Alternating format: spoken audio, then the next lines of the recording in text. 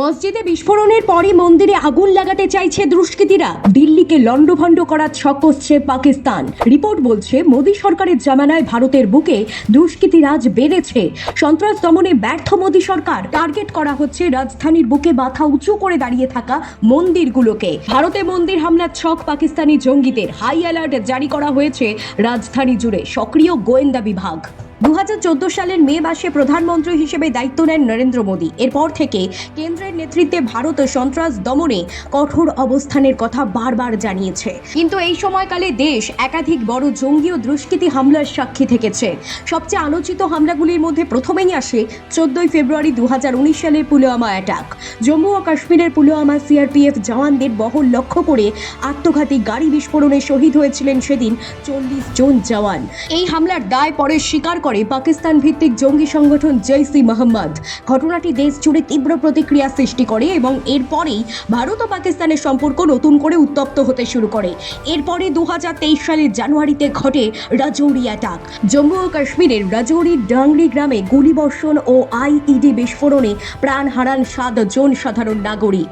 2024 সালের 9 June রেসি attack. তীর্থযাত্রী বহনকারী একটি বাসে জঙ্গিদের গুলিতে 9 জন নিহত হন এবং বহু মানুষ আহত হয়েছিলেন সেদিন। এই হামলাও কাশ্মীরকে কেন্দ্র করে নিরাপত্তা পরিস্থিতি নিয়ে নতুন করে প্রশ্ন তুলে দিয়েছিল। 2025 সালের 22 এপ্রিল ঘটে পহেলগাম অ্যাটাক।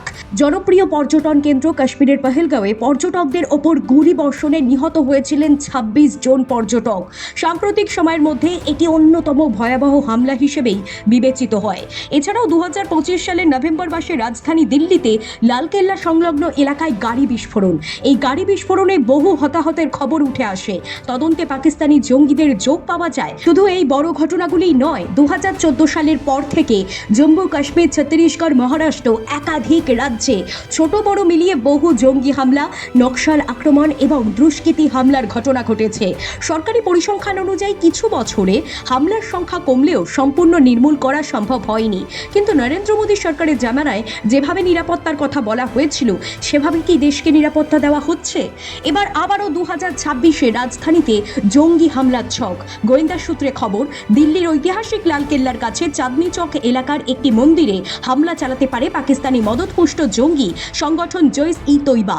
ইতিমধ্যেই নয়াদিল্লি জুড়ে সতর্কতা জারি করেছে দেশের গোয়েন্দা সংস্থাগুলি। প্রশ্ন থেকে যাচ্ছে, দেশের নিরাপত্তার স্বার্থে আদৌ গোয়েন্দা সংস্থাগুলি কতটা সক্রিয় যে একের পর এক হামলা, প্রাণনাশের ঘটনা ঘটেই চলেছে প্রত্যেকটা বছরে? Bureau report, talk to time.